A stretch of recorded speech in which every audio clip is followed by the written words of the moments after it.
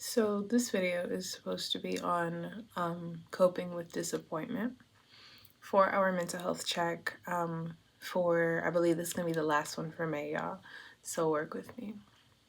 I'm in my own little mental health journey with my hair, trying to leave it alone, y'all. That has been hell. So my thoughts are crazy because let me tell you, the way things have been unfolding for me, especially in this region of conversation, has been kind of crazy. So, in another video, we talked about releasing blame. We have discussed emotional dependency. We have discussed trauma. We have discussed so many different things, and they all tie back to this.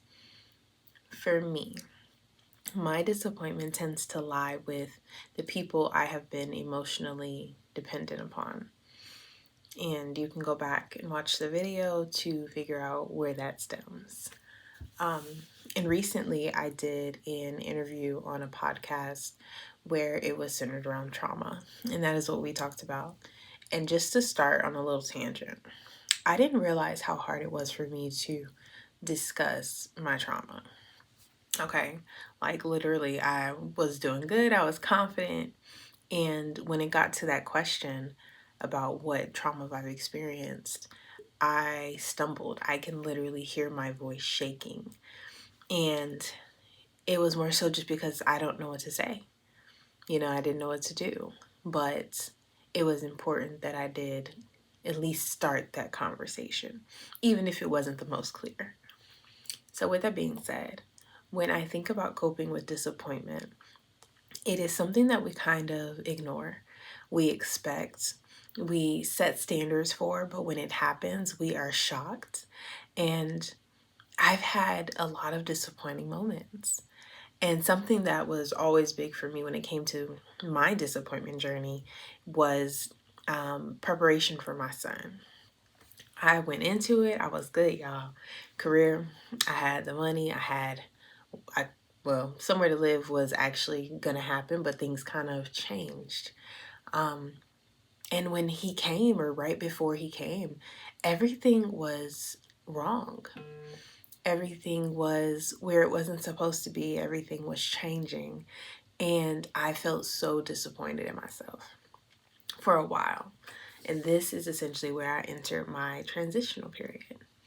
That period of transition for people that are trying to understand how they're going to get from point A, which is just the start, to all the funk through all of it, right? To get to point B, that outcome that they have been working for, that they have been kind of expecting for themselves, is interesting. And to start with, y'all, let me tell you, this has been my time of exiting my transition, exiting that time where I did not know. I was sitting in the fog for so long, not being able to see my purpose, my end game. I knew it. I had it up here. I had it in my mind trying to process, okay, how do I remove this? How do I get to here? How do I need to change in myself in order to make it to my end goal? But it took a lot of disappointment, and it took a lot of blame. It took a lot of self-awareness. All of these things that I talk about had to happen in order for me to get through my transition. And as I move through every level of my journey, I see that. So this topic, we are going to talk about that. We're going to talk about what I did, the experiences that led me to understanding what that looked like for me, and honestly, maybe a few tips, whatever comes to mind, because you already know if it doesn't align, it ain't coming out my mouth. I try to rhyme. Anyway, so that's what we're gonna do. As you know, I am Jaysa. This is just Jaysa. We're trying to do 3 Saturdays, y'all. I'm trying to push it. But every other Saturday, my goal is to bring you a video, and we will talk about really mental health, confidence, femininity, marriage from the perspective of me, my experiences, my wisdom, things that I've been able to share and get out of my life in order to bring it back to you. If you have not already, please make sure you go follow me on social media. I have been super active on my Audacity of Women page. I will go ahead and put that in the description box, as well as my Instagram page at Mrs._Jaysa King. But of course, make sure you go and subscribe to my newsletter on my website, audacityofwomen.com. All right, let's do this.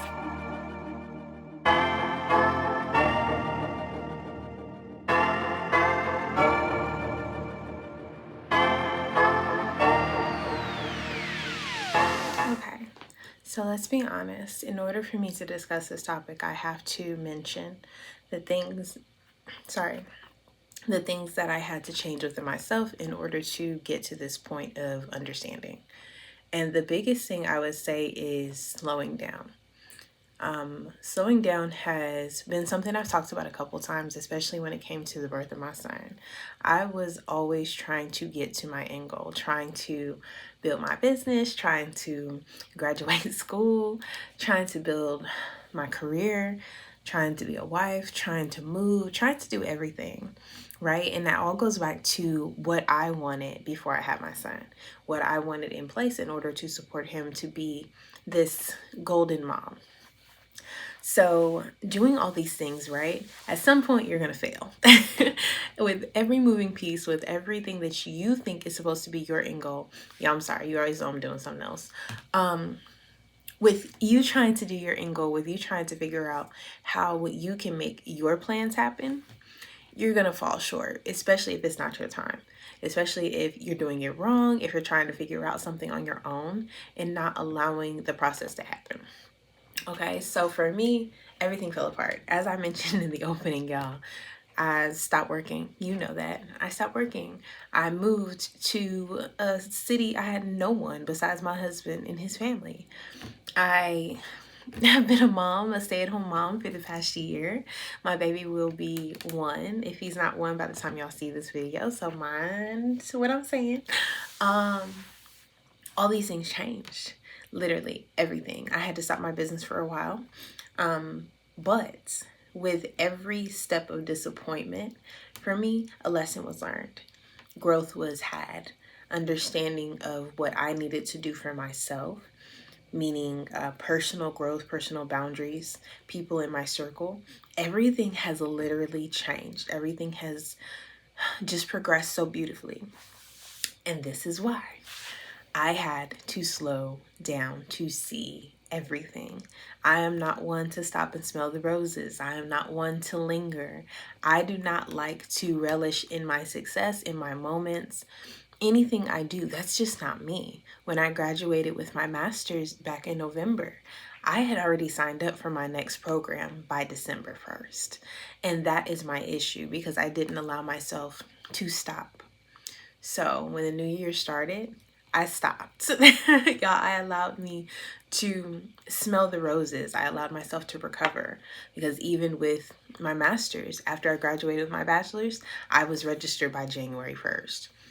And that's because I had to graduate in December, y'all. That's not the point. Anyway, point being, all of these things happened for a reason. And at first, in those moments, I was completely disappointed. Oh my gosh, I'm not going to be able to graduate on time. I graduated on time. I graduated when I was supposed to graduate. I'm not doing what I need to do in order to start my next program and be done with that. I want to make sure I have my momentum. Everything that I did was self-doubt. I was talking myself out of the success I had already accomplished. And that was my downfall. That was the moment that I didn't allow myself to see that it wasn't disappointment. It was success. It was my progress. It was my journey. I was growing right in front of my face. And instead of allowing that in, I was labeling it as disappointment.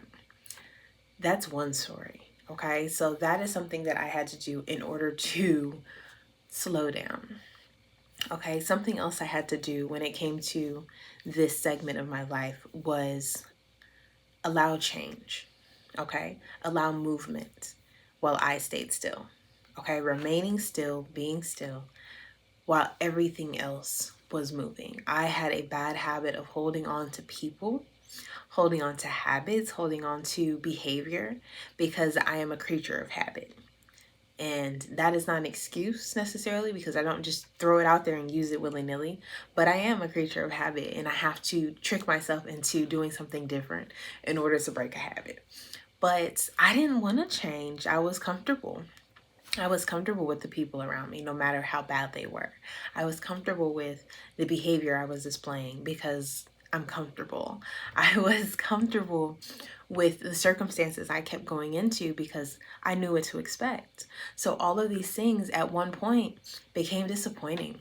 I was disappointed in the people and how they were treating me. I was disappointed in the reactions I would get from my spouse and people around me when I would behave a certain way. I was disappointed in the lack of opportunities because I wasn't doing anything that was where I was trying to go. I was in the same position every time, same result, same result. So I stopped. That's also in another video, y'all.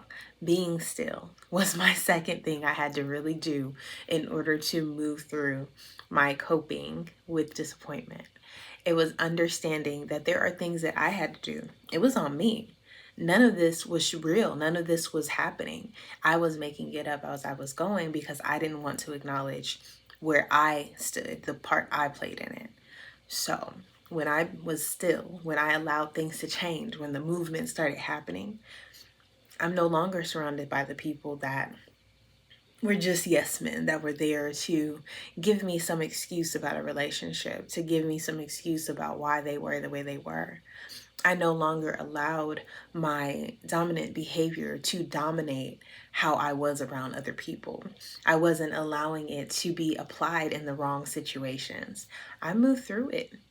I no longer was experiencing the same situation, same failure, same rejection over and over again. I am now in a position I have been dreaming of for years. I have the confidence that I didn't think I would be able to have for years that is now here. Okay, so all of these opportunities that seem like they weren't possible and that I was just constantly in a state of disappointment ended up happening because I had to be still. And the last thing, y'all, I'm trying to give you one more.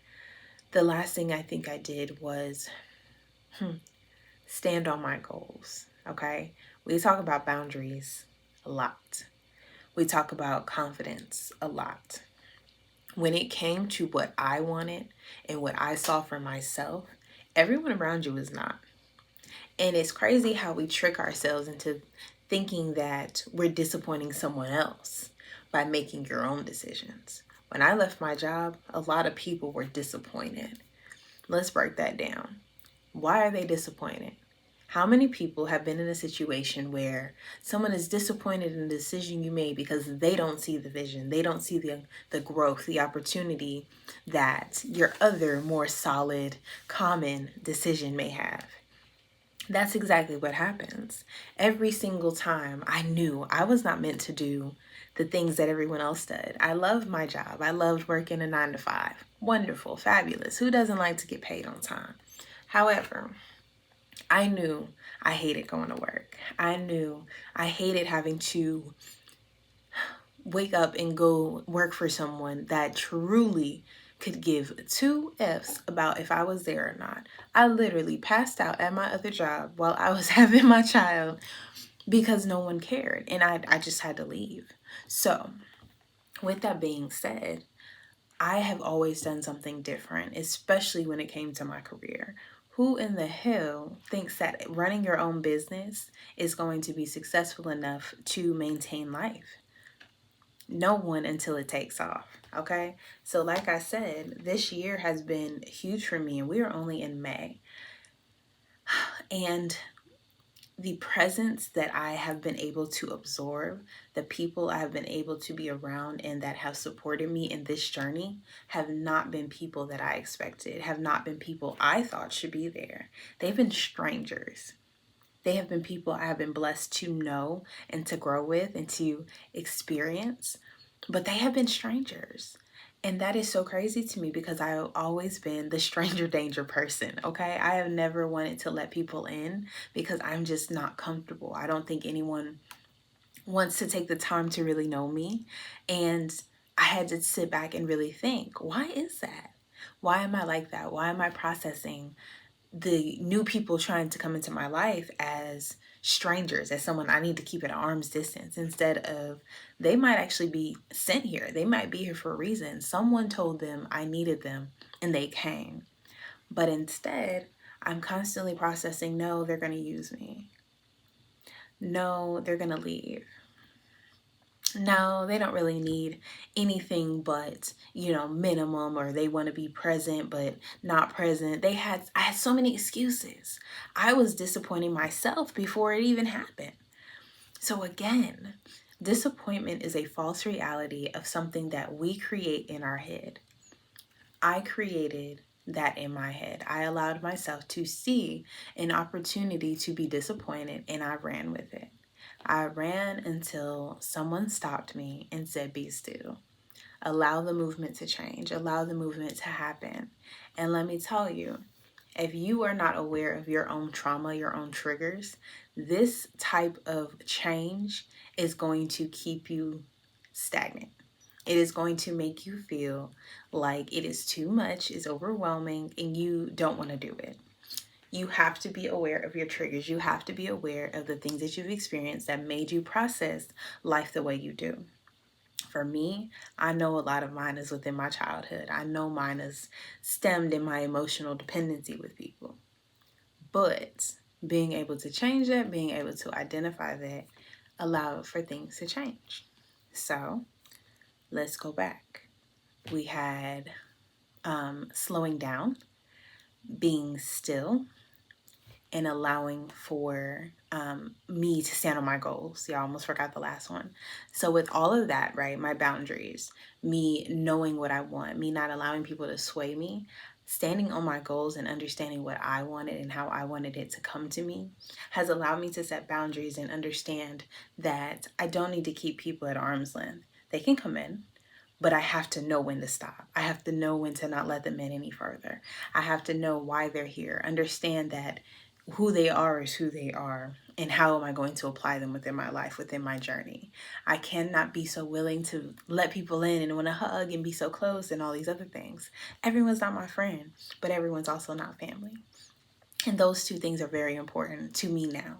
So setting my boundaries and standing on the dreams that I had the dreams.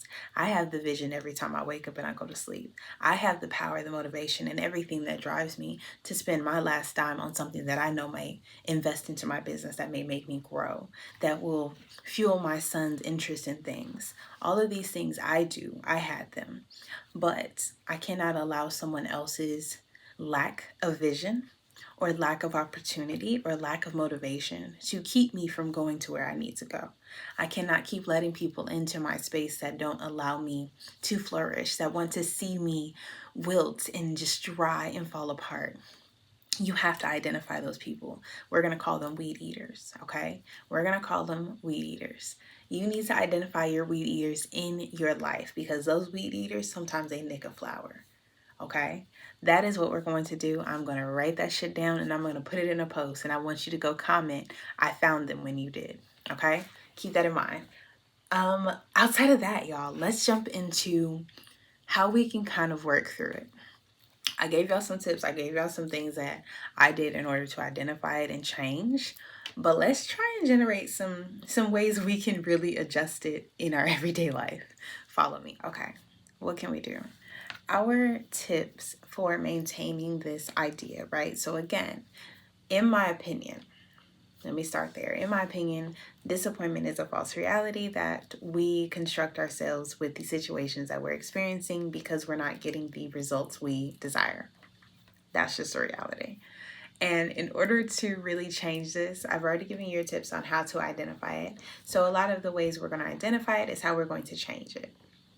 The biggest thing that I can say is you need to have the intention to. If you have no intentions of changing and really reaching that mindset where you are no longer disappointed in something that you control, you're not going to change. It's not going to happen. And that's just being real. That's being honest.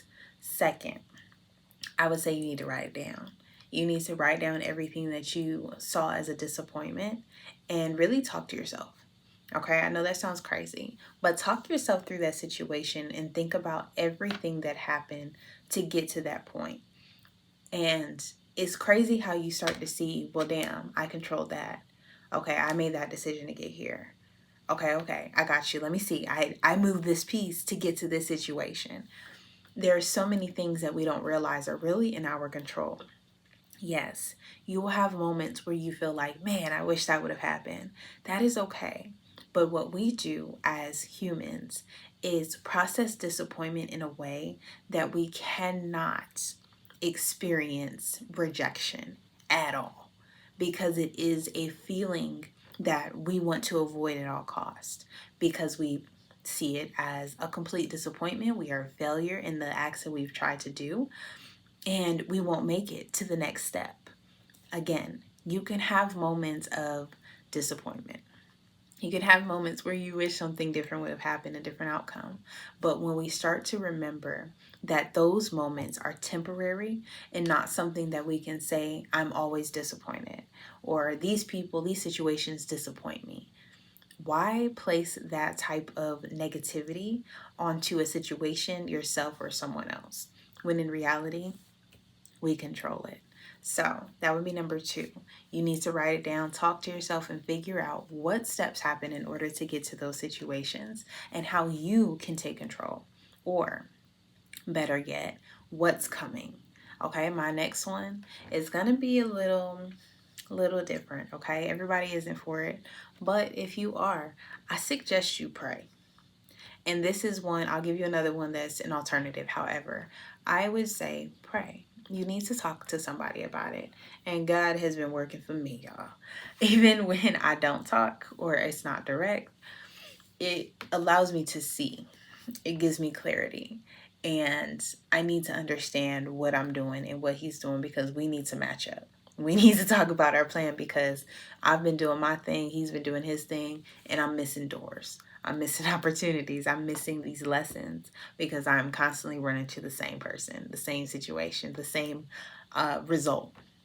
It's not getting me anywhere. So that's what I did. I prayed. I had to talk. I had to write it down. I have a God talk journal. That's what helped me, because again, I am a type A. I think that's what they call us. I'm type A. So writing things down, having my list, understanding what this means for me on a visual scale has really allowed me to better communicate with my higher power. Okay, but an alternative I would say is finding one person to be your accountability partner. I have been blessed enough to bring on my team who have become people in my life. I'm going to go the length of calling them my sisters, my family, because they really do hold me accountable and put me in a mindset of progression, of life. Life happens and there's things that we need to learn, but also my husband is amazing in that field. He is my accountability partner, even when I don't want to hear it. But he has taught me so much about boundaries, about standing on what I believe and what I deserve. And that's something that I believe is very huge. So, again, faith or a tangible person, someone you can feel, someone you can call. And I know how difficult that can be in the different mindsets when it comes to faith. So, finding that person for you. And you never know, someone may be sent to you. Okay, so that goes back to faith. But that's totally your choice. I'm new to faith. I'm not saying I never believed in God, because that's a whole nother conversation. But it is new to me in the sense of practicing it consistently and trying to find where I fit and what works for me. Something that was huge. Again, this is a tangent, so you can stop if you're done with me. This is a tangent, but I didn't understand the process of talking or communicating with our higher power in the way that we are comfortable with, that we are built for. Again, I'm a writer, that's what I do. And I didn't think I can write a note. I can send him a letter. And I didn't need to be on my knees. I don't need to be closed eyes, complete silence. That's not how I work, which is why I always felt like a disappointment when it came to my faith and trying to practice some type of connection with higher power and ancestors. But that goes back to our topic, coping with disappointment. That all starts with understanding you are the main denominator. You control the entire board and how things come to you. So, with that being said, our topic is huge. It is vast. There are so many things that we can touch on. There are so many things we can experience within this one situation. But as of now, this is what I have to give to you. I hope you are able to receive it. I hope you are able to digest it and figure out how you will play your part within this topic and go make your change, y'all. Coping with disappointment. I am Jaysa. This was just Jaysa, y'all. I'm happy to be here. I'm happy to share my experiences. And until next time, y'all. Bye.